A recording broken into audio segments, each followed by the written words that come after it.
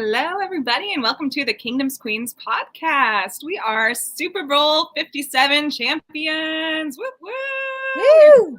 Excited! Oh my gosh, it's been a long season, a long time coming, but we could not be more proud of our Kansas City Chiefs. Super Bowl champions, LVII 57. This is going to be, we're sad football's over, but my gosh, what a way to end the season, because it's unreal. I'm on cloud nine still. It still doesn't feel real. Maybe at the parade tomorrow it will, when we're like partying with everyone. But yeah, just so excited. I'm your host, Lexi. I'm Chrissy. I'm Jody. Hey, y'all. So, I guess let's get into it. Let's talk about this amazing Super Bowl 57 that we won. And I don't want to say we, but there were talks that we weren't even going to make it this far, right? Yep. We're not going to make it to the playoffs. We weren't even supposed to make it to the playoffs. And we won the Super Bowl. Some people we were not supposed to. Right. Whether they want to admit it or not. Right. We're here. So let's get into it. Let's talk about all the great things that happened. Man, I hope there's not an echo. Sorry, listeners. Sorry. Jody's in Kansas City, so not in my normal space today. Yeah, we're all in Kansas City. It's okay, but we're home. So let's get into it. Let's talk about all the great things of this Super Bowl 57. Yeah. So, you guys, first of all, I just want to say that Andy Reid and Eric Bieniemy put on an absolute masterclass in that second half of the game against the Eagles. Yeah, corn dog, gotta catch them all. Like, we could go on and on and on. I just love their team really tries to keep the game fun. And I think that's a big reason why we've been as good as we have for such a long time, because our guys are having fun during the games.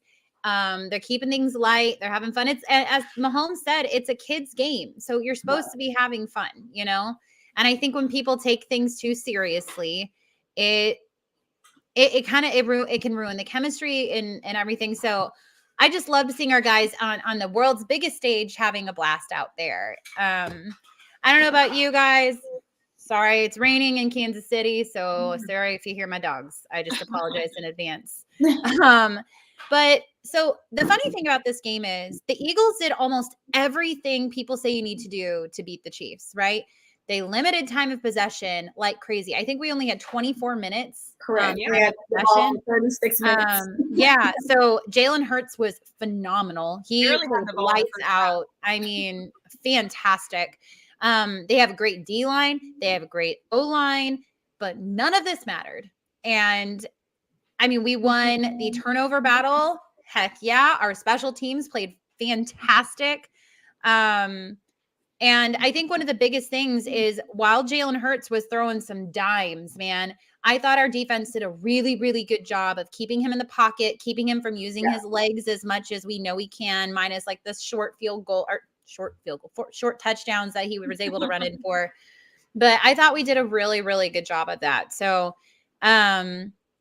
I can't believe the amount of quarterback sneaks that he had. There was like 6,000 of them. Like, another 4th and 1. Here they go. Masters. 100 for 100 on.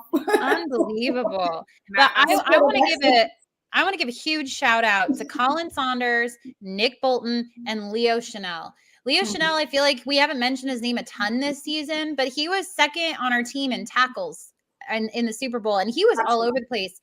And Colin Saunders had probably one of the most underrated plays at the end of the game where he was running up on Jalen Hurts. And it was just, I feel like he's had a phenomenal season and it's not being talked about enough. So obviously Nick Bolton, we've given him all his flowers here. We love ourselves some Nick Bolton, but I just feel like those three definitely deserved a shout out. So yeah. I completely agree. It's hard to even know where to begin when talking about the Super Bowl, right? Like, she started with defense. I had to go to my other notes. I was like, she started defense. Okay. Defense. So, it starts off, both teams start off with amazing first drives, right? Like, Eagles run down the field, Chiefs run down the field. Travis Kelce, always open. I don't know how he does it, but he is just always open. And defenses do not learn. So all the props to him and Mahomes. They are just legendary. Just legendary. I mean, it's amazing. And if we get a few more years out of him, they're going to be probably the best duo in history. They're going to pass up Tom and Gronk here in a few years. So if we keep going with this, so yeah, absolutely. I think they're one touchdown away from Brady and Gronk's. Yeah, they're one away. Yeah, so they're right there, and you just know that they're so competitive. It's crazy. And then, Nick Bolton starting off really hot. I know we always give him his flowers, but like that play he made against Jalen Hurts where he just knocked the ball right out of his hands and gets into the end zone and does it again a second time, but it didn't count. But like 2 times, you're still being there, right? That's crazy. I mean, honestly, if he would have scored 2 touchdowns on 2 scooping scores, he would have 1,000%. Yeah, and he deserves it. Like I think we said going into this game, it's important that our linebackers have a day, and they did. They did, and we knew that whatever they brought to the table was going to be extremely impactful. And they came out of the gate not only fast but hot and set the tone and set the tempo. And I'm really glad that we did exactly that. We won the coin toss and we gave them the ball. That was broke the coin toss curse. Right. Hey. Broke a lot of curses. Broke a lot of curses. Coin toss. I mean, list goes on. But they're just, I mean, credit to the Eagles offense. They were phenomenal. Like they were pretty unstoppable. And Jalen Hurts is really awesome. And he made some awesome throws too. Not only did he use his legs, he made some really awesome throws. Like you have to give him some dimes. I mean, AJ Brown and Devontae Smith both almost had 100 yards. AJ Brown had 100, and I think Devontae Smith had like 96, or vice versa. Yeah, it was pretty close. Like that. So I mean, they definitely balled out. And they just figured out how to keep the Chiefs off the field, and that was at least for the first half. The second half, we definitely adjusted, but the first half. And now that does happen when you get a defensive touchdown, right? So Nick Bolton gets that touchdown, but then it puts the Eagles offense right back on the field. Right. So then, it takes away from. I mean, we only had the ball, I think, less than a minute and a half the whole entire second quarter. Yeah. But I mean, that, we kind of spoke about this a little bit on Sunday. That speaks highly to our defense, right? They were pretty much on the field for 14 minutes in the entire second quarter. And it's not easy to just be out there and be playing high intensity football against the best quarterback in the NFC for 14 minutes. They didn't really get that break. They didn't get that timeout. And I just remember we had a space yesterday. And I remember saying in the space yesterday, like, you know what? I'm not really mad at all these Super Bowl commercials because it's giving our guys a second to breathe. Yeah. It's giving our guys a second to get that Gatorade. If it would have been a regular season game, those timeouts would have went by like that. Right. And they would have been back on the field. So, I mean, even though, yes, it's the Super Bowl, and I don't think any of us paid any attention to commercials besides the Tubi commercial, but, I mean, I don't think any of us paid attention to it. But the timeouts might have saved us. Those commercials, all those breaks might have saved us. So, hey, Chris. I've known Chris since like high school. So I had to give him a little shout out. Hey, Chris. Tuning in. But the Eagles scores, I don't know if y'all actually I know we've watched the game several times, but, sat down and looked at it. They scored 17 points in the second quarter. Yeah. Yeah. And then we did the same. And that's typical of them. They're a second quarter team. Like if you look at, I think they led the NFL in second quarter points. Yeah. Like it was like when they started the second quarter, I was like, oh man. Yeah. I mean, to continue to talk about like the defense, because I have so much to say about the offense. So I'm going to just keep on defense right now. I mean, Trent McDuffie, he had some ups and downs in this game, but in the second half, I feel like he kind of got it together and came in clutch. I feel like you could probably say the same for Thornhill. I could tell I'm not sitting in my regular seat because I don't talk with my hands like this. Andrew Wiley, I mean, I feel like that pancake was crazy, right? Like, how do I nicely say this? He was amazing this game. He was amazing this game. Was. I still want him off my team. But he was amazing this game. And I cannot be more than happy to see like the type of game that he had. I hate seeing Pat get hurt again, but they heard you, right? They heard you talking about them. The defense heard you, OBJ heard you, everybody heard you. They hurt us, and they kicked it up and tied here for this game.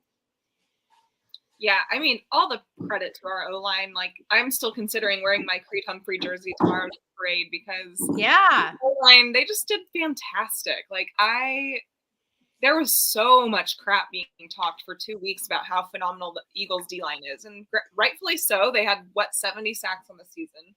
Right. But it's like they were thinking our O-line was the same O-line as the Tampa Bay Super Bowl. And it's like, did you guys not? I'm like, did you not watch our O-line the last 2 seasons? Like, granted, I think they were better last season than this season, but every time our O-line has been disrespected this season, they have come to play. Yeah. Like, I wish they just play that way every game, but still, I don't understand what people are doing, just disrespecting them like that. Makes no sense to me. It's great though. I mean, I loved it because I felt like the disrespect, like week after week, it just fired up our team so much. Yeah. And so I'm like, you know what? Bring on the disrespect. I do not care. Like, they love it. They feed off of that. And I was just listening to Orlando Brown. He was on the Pat McAfee show today. I was just listening to his interview.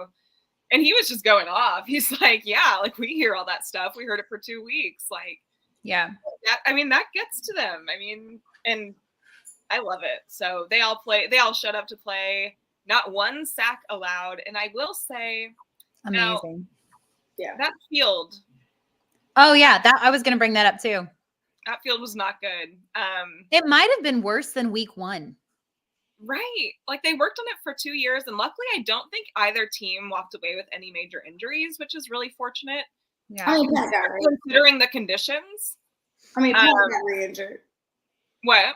I said Pat got re-injured. Well, I mean, that was the turf though. The tackle he took though. It wasn't because of the field.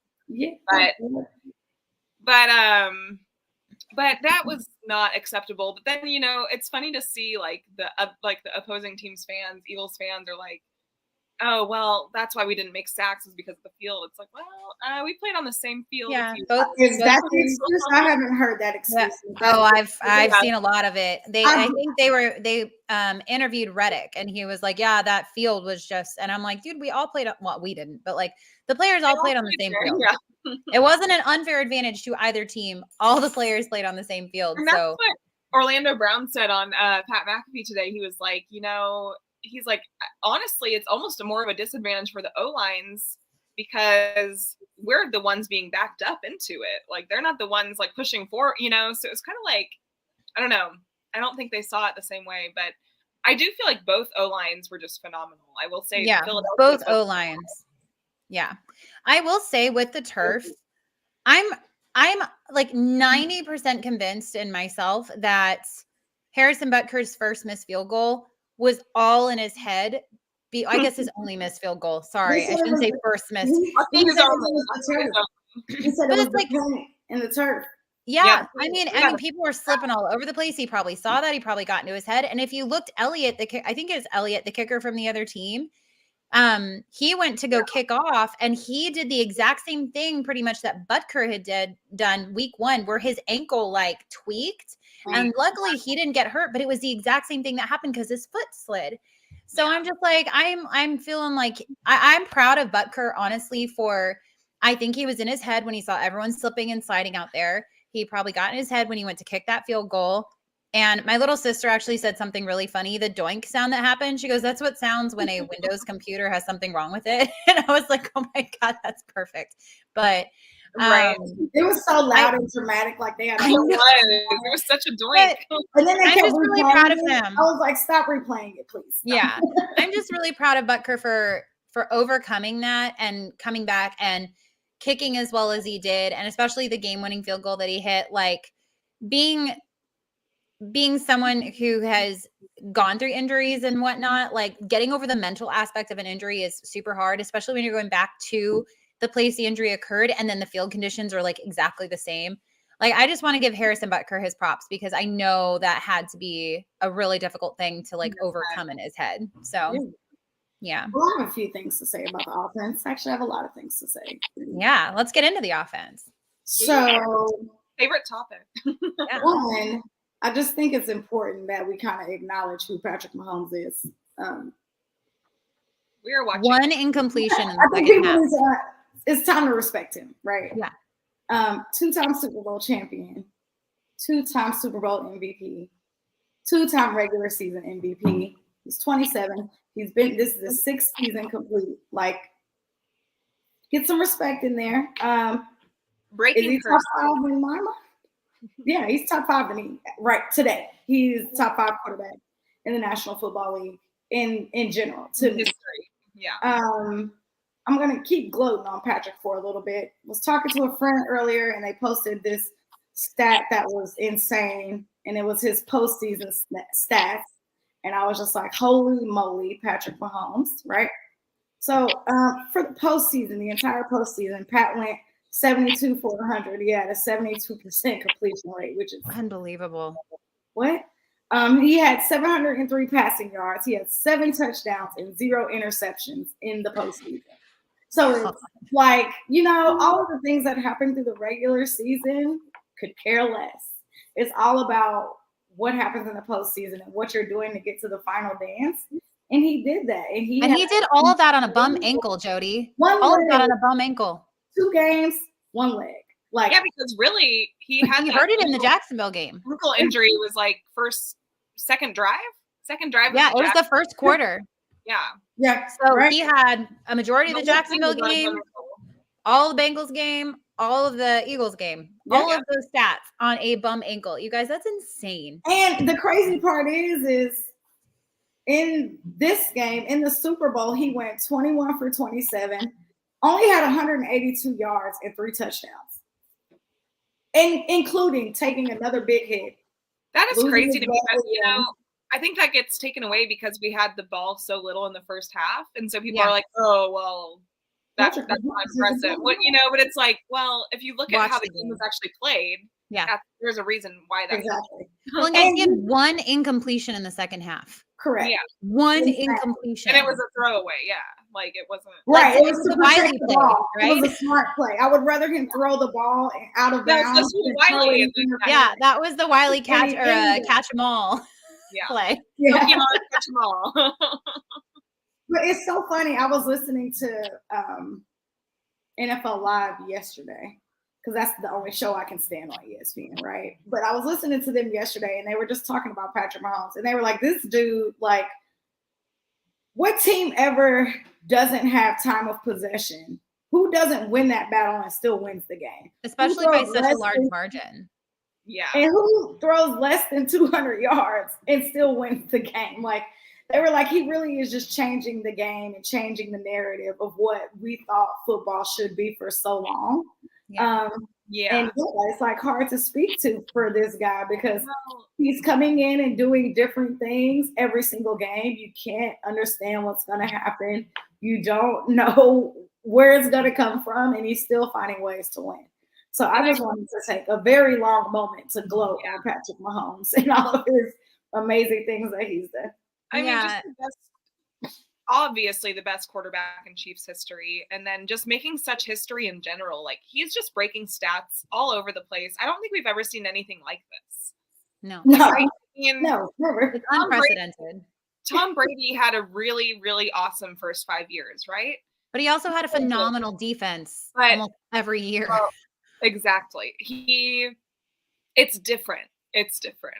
The stuff we're watching from Mahomes, and I understand. I'm not saying he's over-goated than Brady right now. I'm not saying any of that. But what I'm saying is his play style is so different. He's on track.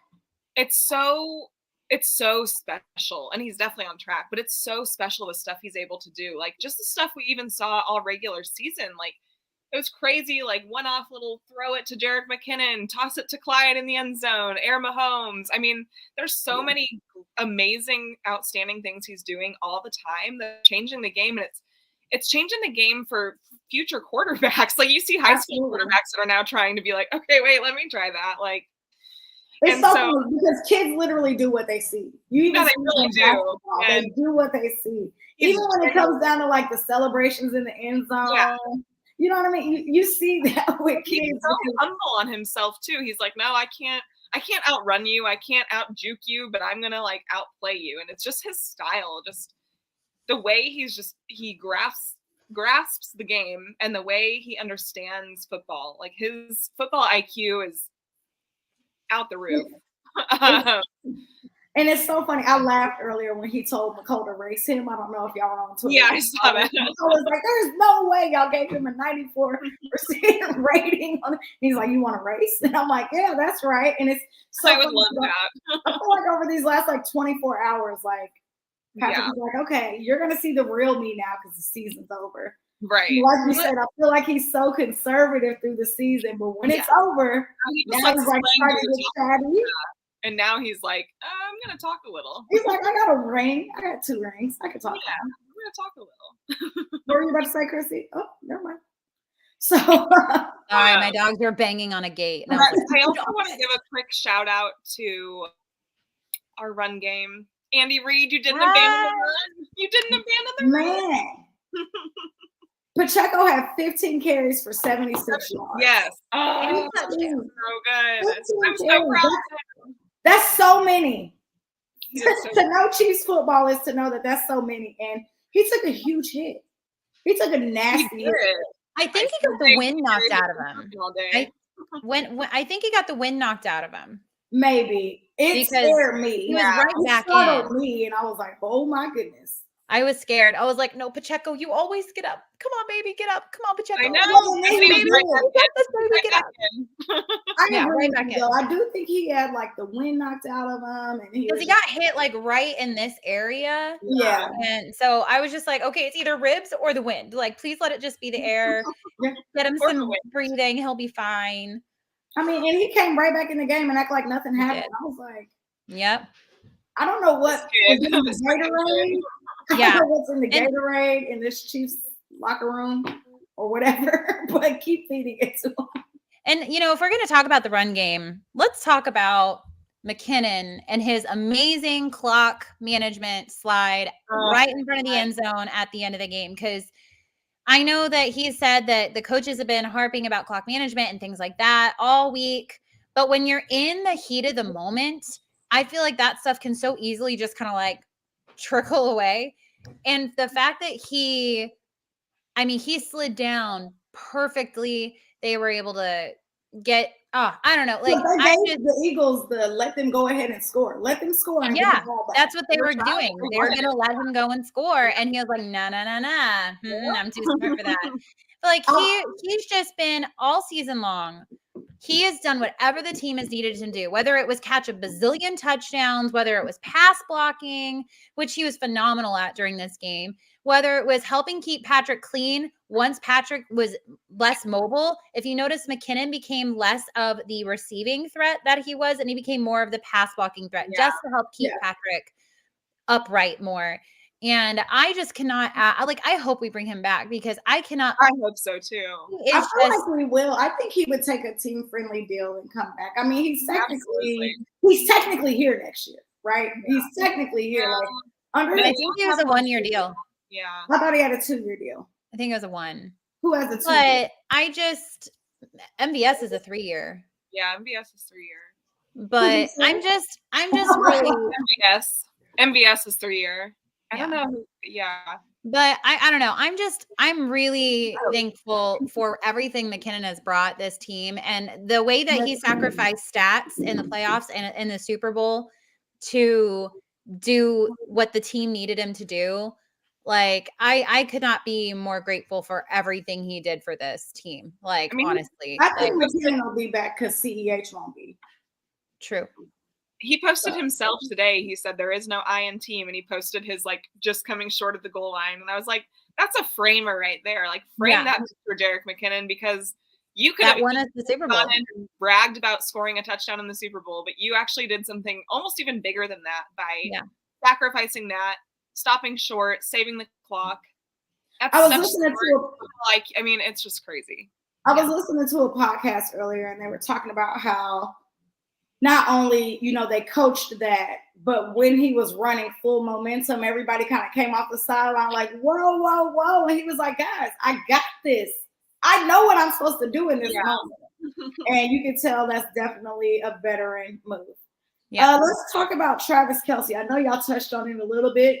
He was so open all game. And we called that, didn't we? We said he'd have a game. I love that he was the first person. Travis Kelce went 6 for 81, and they had no answer for him, including a touchdown where he did the stanky leg, and nobody expected that. Woo! That's stanky leg. He just does whatever he wants. He really does. I just, sorry, I'm still recovering, guys. I know that this game is so different for Travis, right? We knew all the emotion that went into this game, just especially with everything that they were going through the last 2 weeks. Yeah. And I feel like over this last week as well, just all the family things that were happening. For me, watching his post-game interview, I was like really emotional because you never see that side of Travis. You never see that side of him. And he's been here for 10 years. I've never seen that side of him. So for him to really like just show his true, genuine feelings and to be that open with the fans, that was something that I told Dan on his podcast. I said Travis Kelce anytime touchdown. Oh well, yeah. Like, yeah, for sure. I feel like people would have been stupid not to bet that. Right? Yeah, like, sure. Like, yeah. What were y'all thoughts about just Travis's game in general? The way I know we posted a video earlier of him like hugging his mom and then Jason hugging his mom. Like it was a really inspiring moment for me. Like it meant a lot. Yeah. So, especially being a veteran. I feel like knowing all the extra distractions that Travis and Jason had this week, because they really did. Like they had, the Kelce Bowl, all the stuff being on his mom and just, I mean, their podcast, and they had so many extra distractions. Yeah. And the way that both of them played, despite having all those distractions, knowing you're going up against your brother, it's you or your brother. Neither one of you are going to leave. Both of them aren't going to leave happy. Yeah. I thought Travis played a phenomenal game. And I know just watching all the different mic'd ups we've seen of Travis, he was on the sidelines constantly telling his team, like, we're not done, like, keep your head up, we've got this, like, believe, et cetera, and just knowing how big of a leader he has become, especially knowing Travis, like when we started knowing Travis, when he was this hot-headed, temperamental, like, child on the field, like knowing who he is now, being a pinnacle leader on this team, and watching him take this week or these last 2 weeks really in stride, and then coming out there and just shredding the Eagles defense and doing what he did. Like, I never want to see the day that he is not playing football anymore, but I know it's going to come. And the day that comes, I'm going to be a hot mess because it has been an honor watching him play and just grow up before our very eyes. I know. I said yesterday, I feel like he would pull a Gronk. Yeah. So Travis was like, I'm going to retire, guys. Like, this has been so good and so fun. I think he's going to, I think he's going to get bored and still come out of retirement, especially if Pat is still playing. Yeah. It's going to be hard to separate those two. Like, I know Patrick said their families have kind of meshed together because they're so close off the field.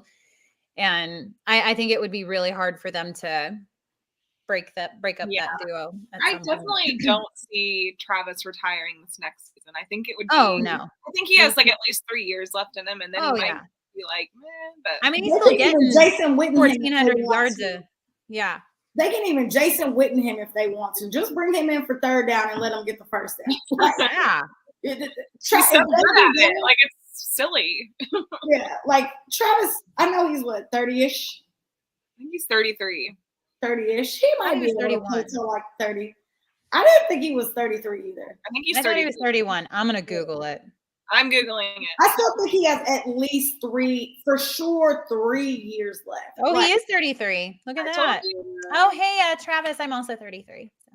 Hope you're watching while you're hungover. I'll keep your back spasms at bay. Listen, it comes with 30s, okay? Anyway.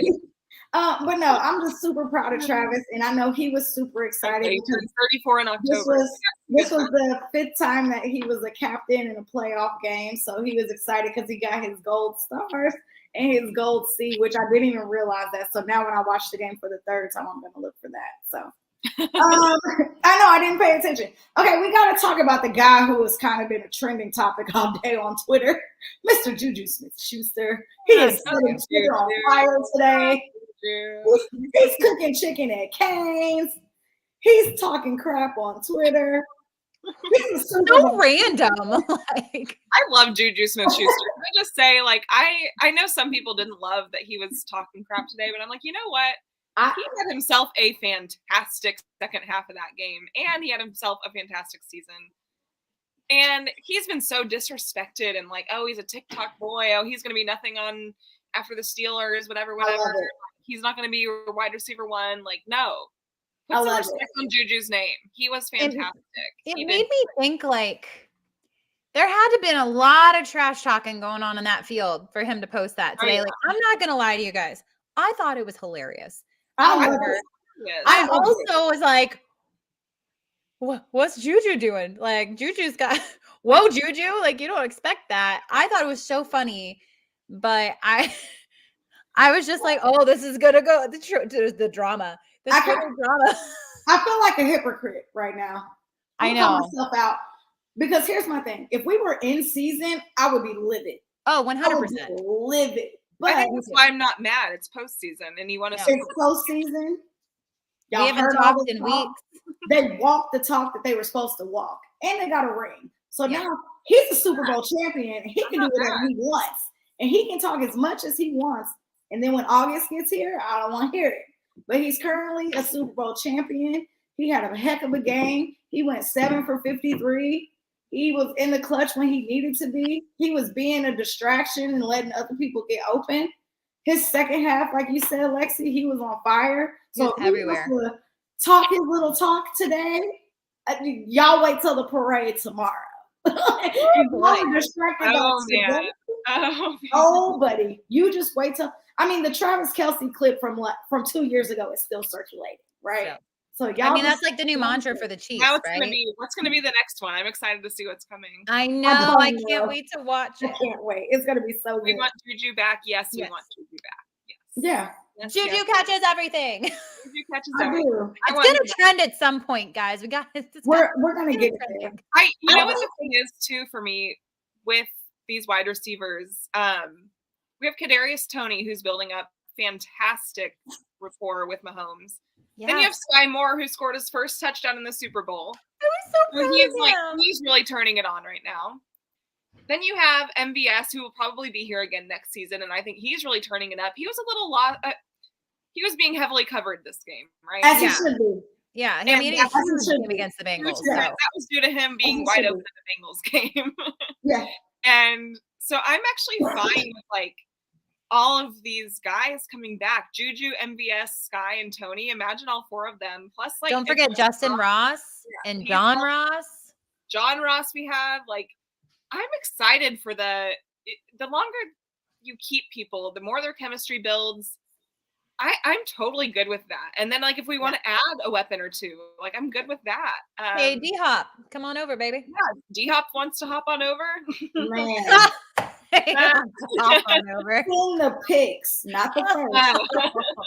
I don't know why that got me, but that got me. Bring him over. So, Sky Moore, I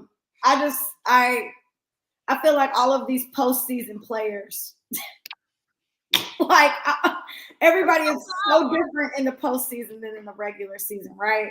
So Sky Moore has had an incredible postseason. Juju not coming back.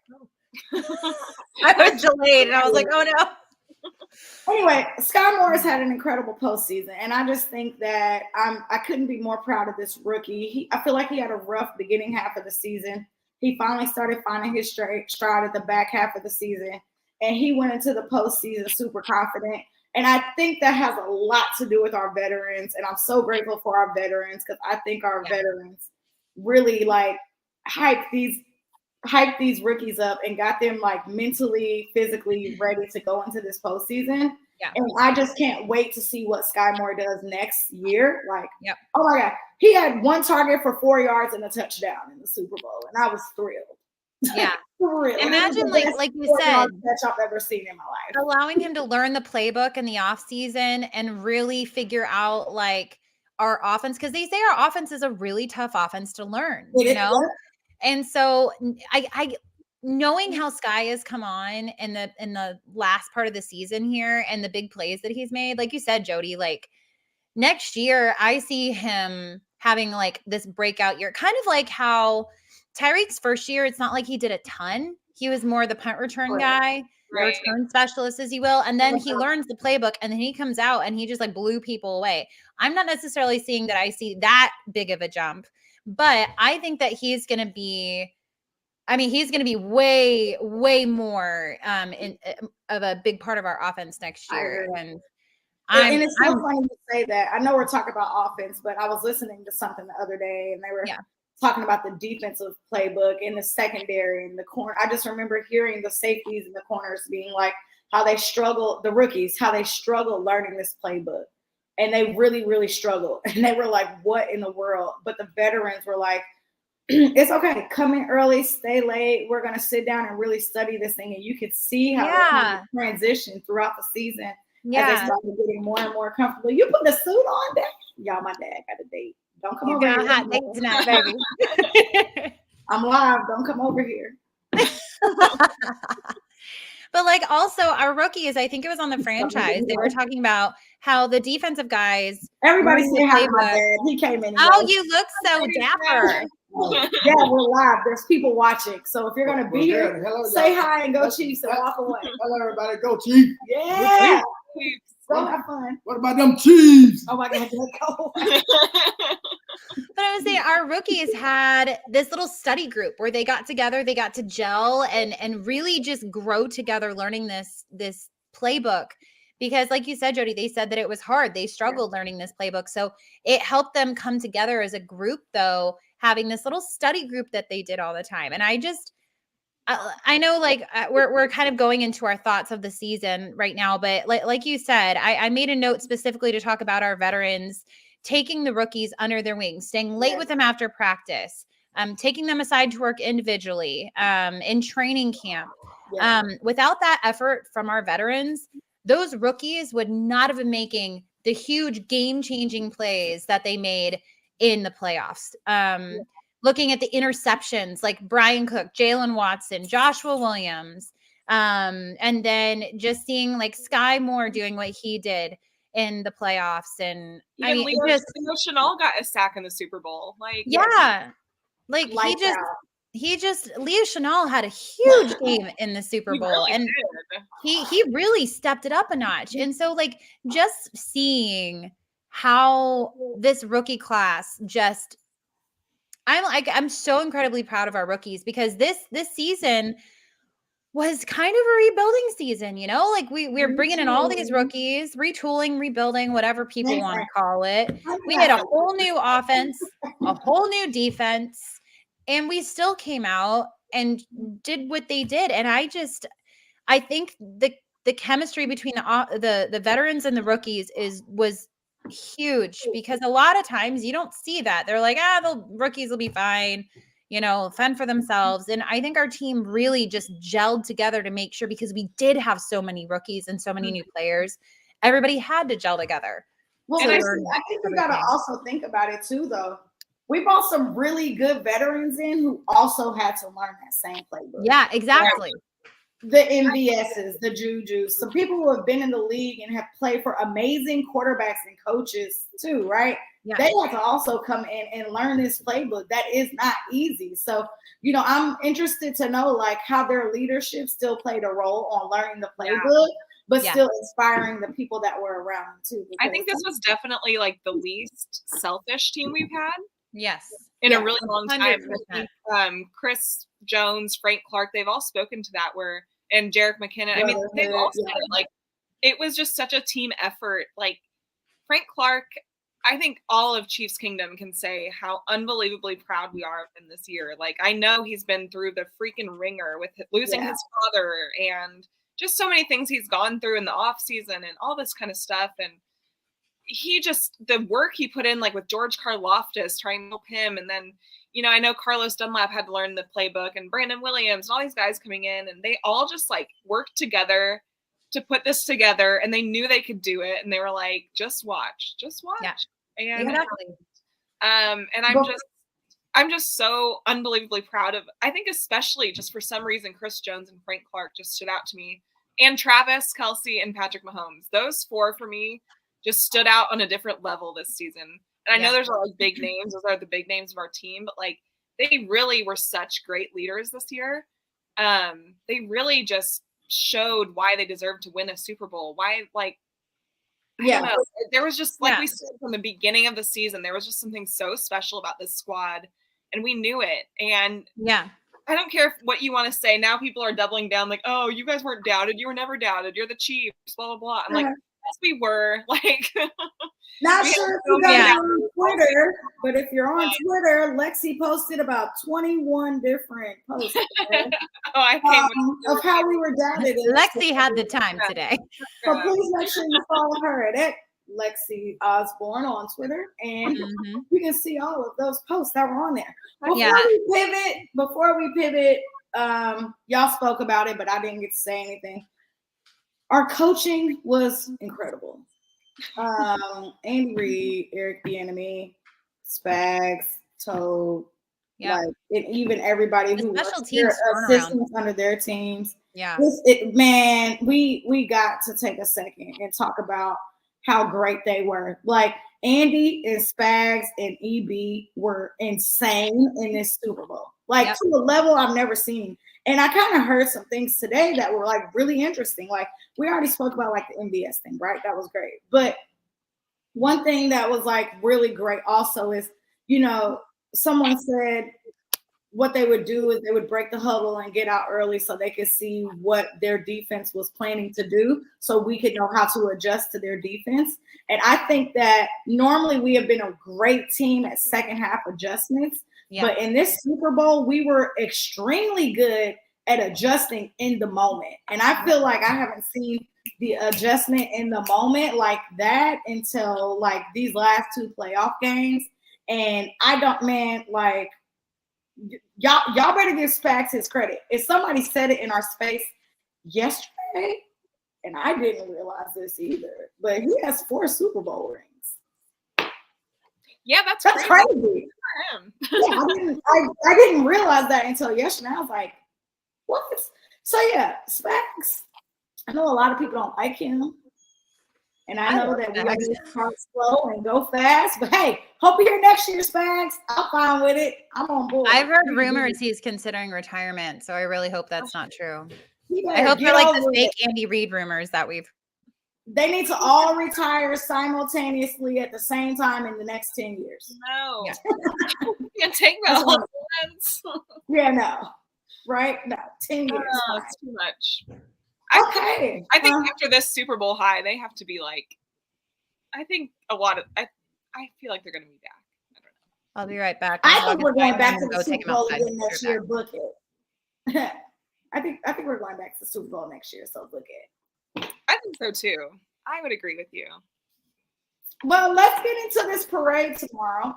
And I feel like they want to run it back. Like these guys, like Chris Jones, Travis Kelce, like post-game, Patrick Mahomes, they were all like immediately. Oh, they all plan on winning the Super Bowl again next year. They're all like, no, we're Las Vegas. In Las Vegas, don't get it twisted. Yeah. We're gonna win it at Arrowhead West. So and the best part is this team is only going to get better next season. Yeah, like these rookies did this well this season and made a Super Bowl and won against a phenomenal team in the Philadelphia Eagles. And we have 12 picks in the draft. And we have 12 picks. And we have like $70 million in cap space. And I know people say, we didn't talk about how amazing Brett Veach was. Oh, Brett Veach. Give him I know we are running low on time. I know we're running low on time. But I think all three of us need to take a moment and say, hey, hey, Veach. Hey, Brett. Veach, we trust. Hey, Brett. I don't know what you've done. I don't know. I don't care. Thank you so much for doing all of the amazing things that you have done. I have never been so excited for another draft in my life. Like, and I really do think we will use some of our picks to our advantage and move up in the draft. Like, we got them, use them. Yeah. Unless they do think they want to bring D-Hop in and they want, man, I don't even care because I trust Veach. I trust them. So, yeah. After the masterclass he put on the last 2 seasons in the draft, I can't wait. Yeah, I've never been so excited for a draft, like you said, Jody. Like, I just can't wait. Well, let's get into the parade tomorrow. Kansas City is hosting another annual parade. We love this so much for us. Parade starts at noon. I'm like, let me read my notes on the parade. The news coverage in Kansas City starts at 4:30 a.m. tomorrow. That's crazy. So if you are ready. 4:30 a.m. What? Yeah, it's crazy. That is what time the news coverage starts. So if you're awake, because just like you didn't sleep for the Super Bowl, you're probably not sleeping for the parade. Turn on your local TV. They got you. Power and Light opens at 10 a.m. So just like the Super Bowl, they had people in line at 6 a.m. Yeah. Yeah, we're going to be there early. So. Yeah. For those of you going to the parade, it starts on 6th and Grand, and it's going to go straight all the way to Union Station, which I'm sure you know that by now. It's supposed to start at noon, and they should end up at Union Station by 1:45 p.m. Yeah, the rally's at 2. Yeah, right? And it'll probably go like 2 or 2.5 hours. It did rain today in Kansas City, so if you're driving in tonight or flying in tomorrow morning, the ground's going to be wet and muddy. Prepare yourself. That's why my hair looks like this for those watching. I'm like, prepare yourself. Do y'all know how many people are projected to be there tomorrow? Probably more than the last time. It's supposed to be nice tomorrow, 50 degrees. I don't know how many people were actually there last time. I think it was like a million or a million. I think it was around 1 million, wasn't it? Yeah. They're projecting 1.2 million people to be there tomorrow. Yeah, it's gonna be crazy. 1.2. There's gonna be no cell phone service. So if you're going to the parade, the tips that we as a group took: share location with your friends now. Yeah. Find a neutral spot to be, because you might get lost. If you're like what DG says, lit, I'm gonna be drunk. Yeah. Plan a location with your friends. Oh, they did say though they're gonna have a lot of like lost locations. So like if children are lost, they're gonna have like a lot of different stations all around to help people find their children. Yeah. Apparently all the schools are closed in Kansas City tomorrow. Yep. Chrissy's like, not in Lawrence though, because my friend teaches in Lawrence and her school is not closed. So I'm like, dang. Yeah, oh, wow. my kids will be with my mom. Sorry, Mom. And I will be working. Happy birthday, we love you. Yeah. Yeah. But yes, like Lexi said, it's supposed to be sunshine and 45 degrees. And if you're traveling out on Thursday, Kansas City's getting up to 2 inches of snow. So be careful on your way out. When is that happening? What? 1 to 2 inches of snow on Thursday. Yeah. Sorry. Sorry. So tomorrow at the parade. You know what? It's been a weirdly mild winter for the most part. Mine shows 0.2 inches.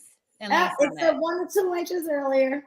Well, no, in Lee Summit, it says 0.2. So please be 0.2. I don't like the snow. Hopefully it's like north, like I like it. Sorry, Liberty listeners. I need one big snow. I got my snowblower fixed and it's done nothing. I need the snow to wait till Friday. Yeah, let you get out. I would prefer it to happen on a weekend so I don't have to drive all over Lee Summit. That would be great. I need it to wait. So yeah, that is your parade update. I do want to wish my sister a happy 26th birthday too. Happy birthday. Happy birthday, Valentine's Day. It's my sister's birthday. Aw, little Valentine's baby. It's warm where she's at. It's warm where she's at. Oh. Well, yeah, a little bit. Warmer than here, that's for sure. Okay, so what are you guys' final thoughts about this season? Because it's over, and that's one thing we didn't touch on, which I want to nail down real quick, was Kadarius Toney's long punt return. He set like a 65 yards, longest in a Super Bowl ever. Yep. Like I want to give props to him. I don't know nothing against the Giants. I just don't trust him properly.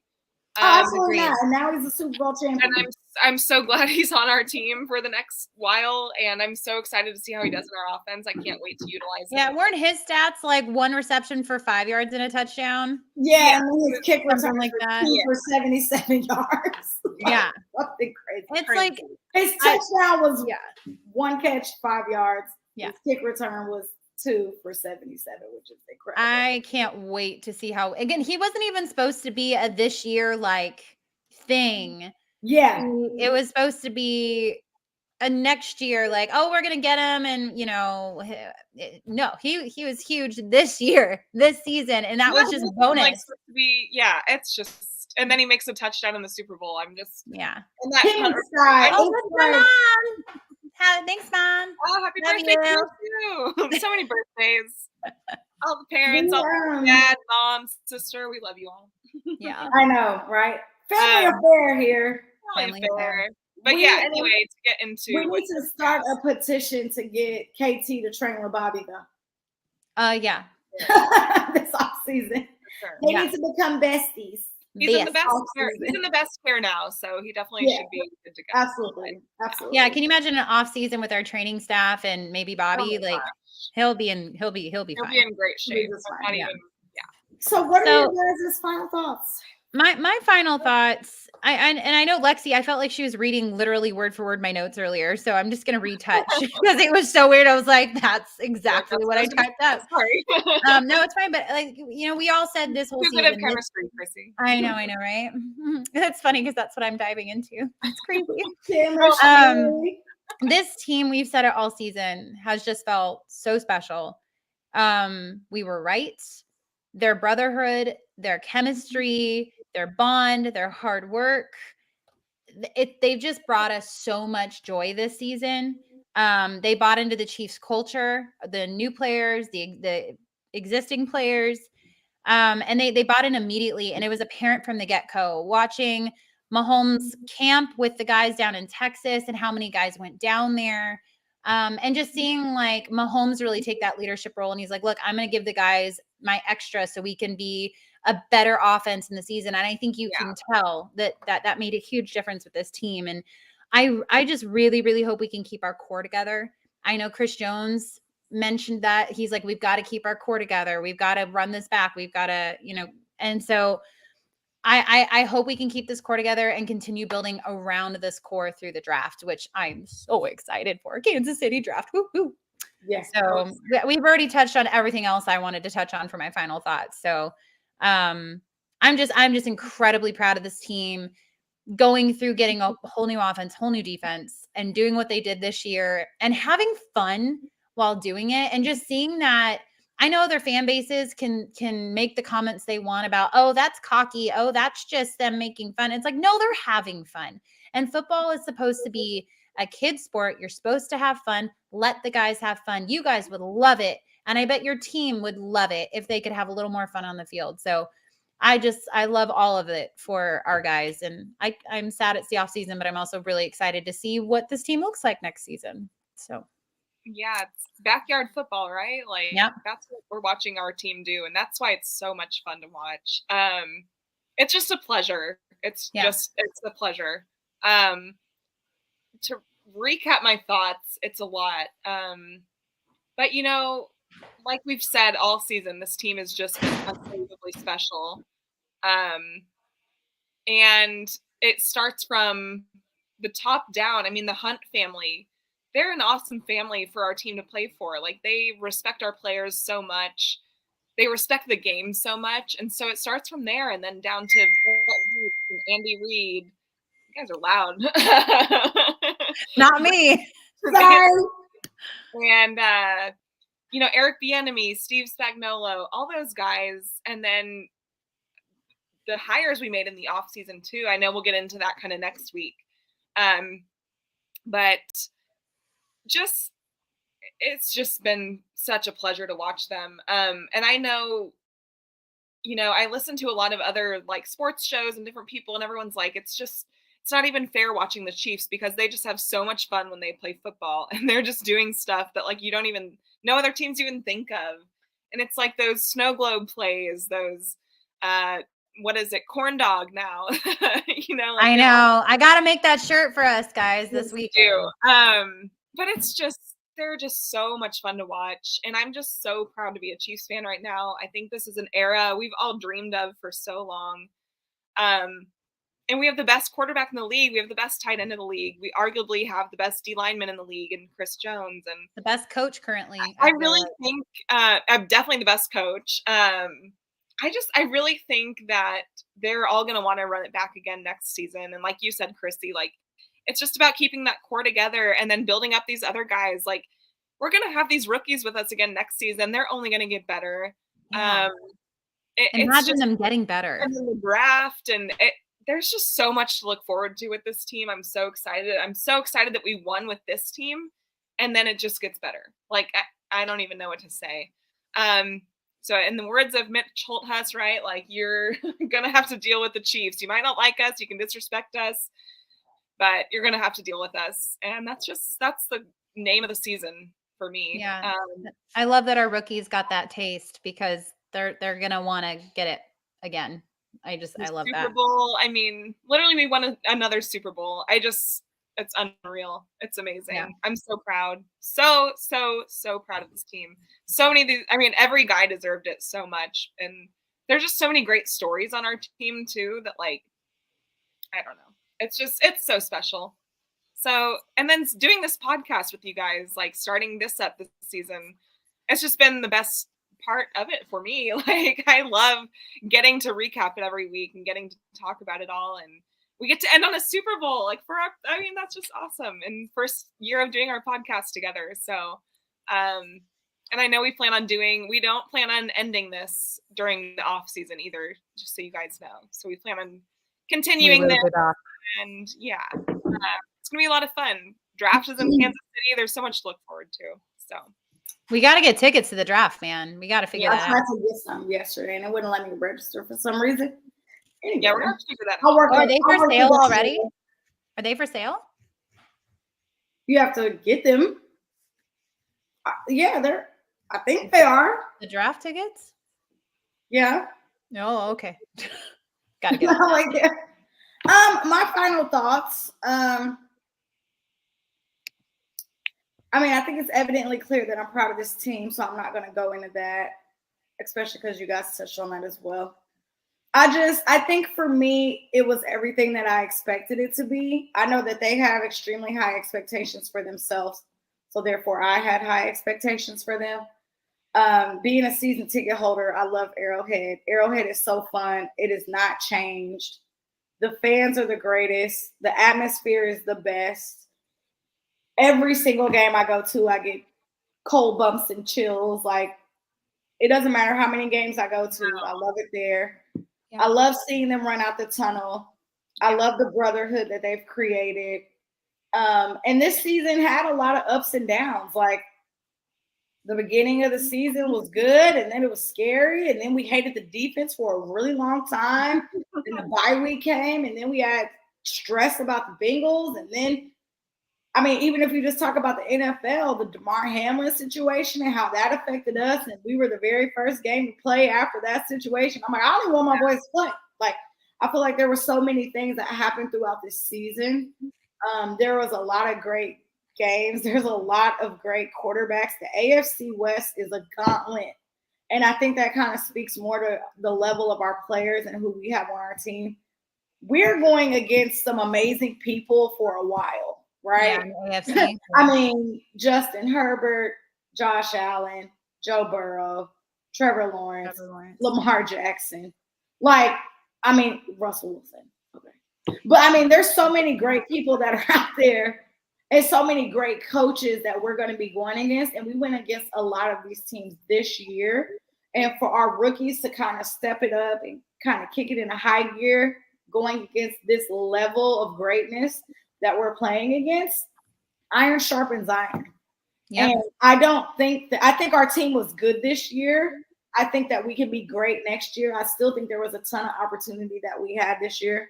And there's some things that we can do to be better going into next year, especially getting some great pieces to fit into our scheme to make us even better and even sharper. So overall, I'm so excited for next season. Like this season was great. Didn't expect us to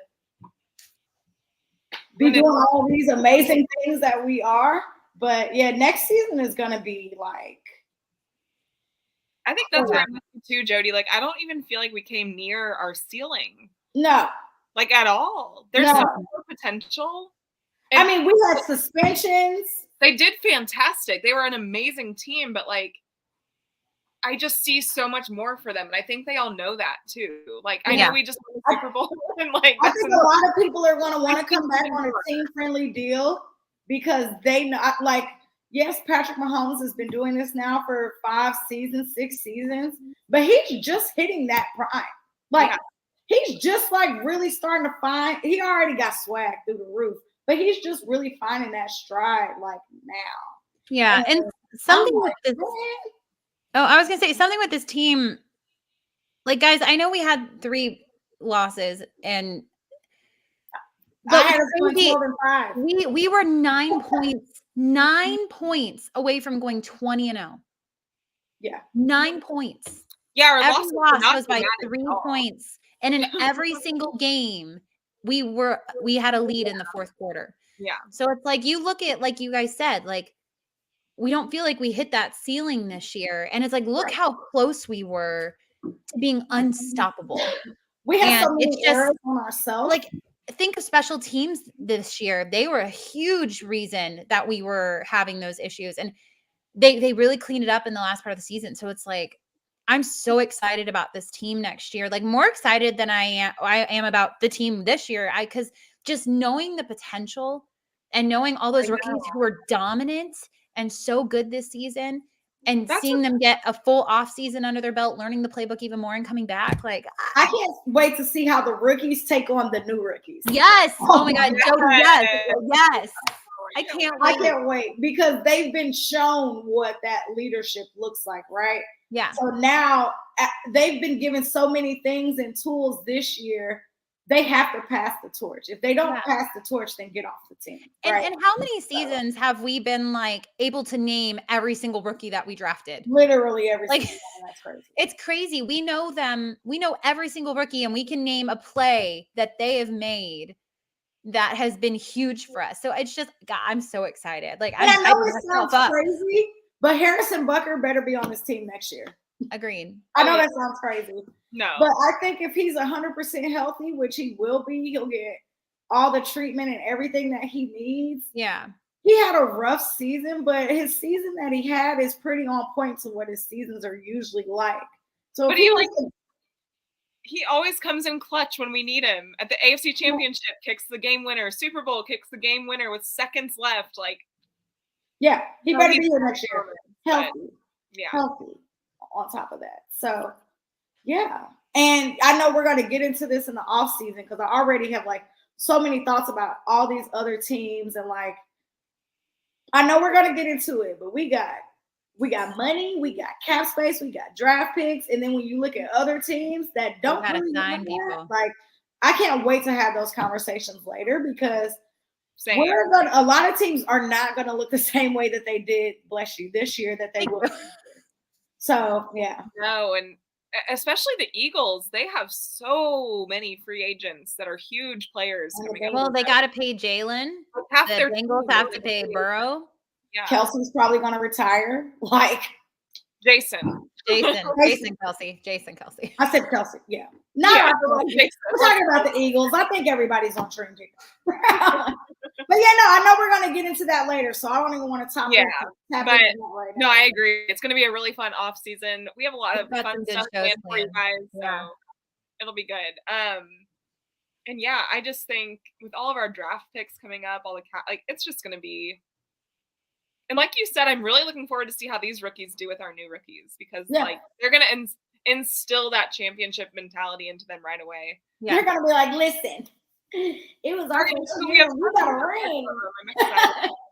It was our first year and we got a ring. You want a ring too, right? Like, our rookies were baptized by fire. So like if you think about how quickly they had to become like an integral part of our team, like I'm good. I cannot wait, Jody. And I like you said, watching them take these rookies and tell them how to do it so that they can be an integral part of this team early. Like, oh my gosh, it's going to be. I'm so excited. They thought they were cocky this year. Oh man. Boy, you better wait. And like you guys said, I mean, every team went out of their way to try to beat us this offseason. And it didn't I work. cannot wait to talk bad about the AFC West. I cannot wait to talk bad about the AFC West. Like, Man. They spent a whole lot of money and watched us get a ring. Yeah.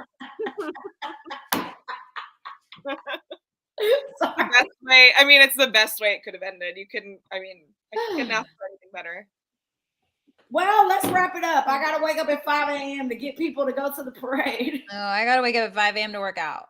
Yeah, so I don't have a fun reason. Tomorrow, definitely be safe. We will. Jody and I will be there. So look out for us. Sadly, Chrissy cannot be there. I'm so sad. We'll try to FaceTime you, but we'll see how the service. I don't know. Yeah. Just at least take pictures and Photoshop me into them. Oh, absolutely.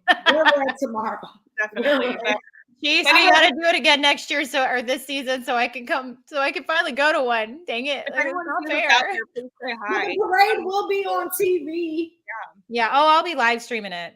Is it 41? I remember live streaming it the first time because I couldn't come, and I downloaded the app and watched it on my TV at home. So. Yeah, I'll be streaming it probably the same way I streamed the World Cup soccer games. So. There you go.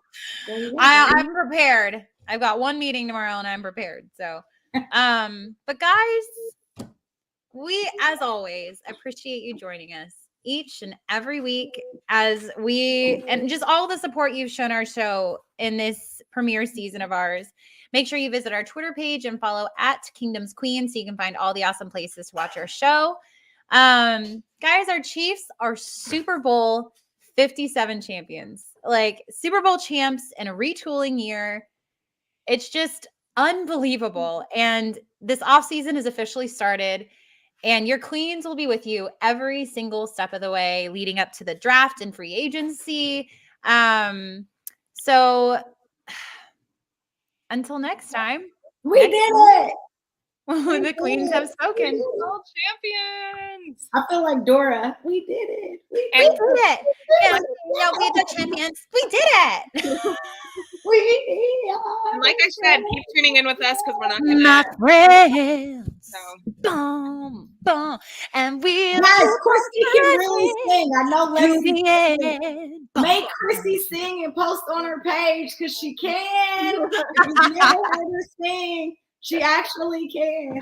No time for losers. Because we are the champions of the world.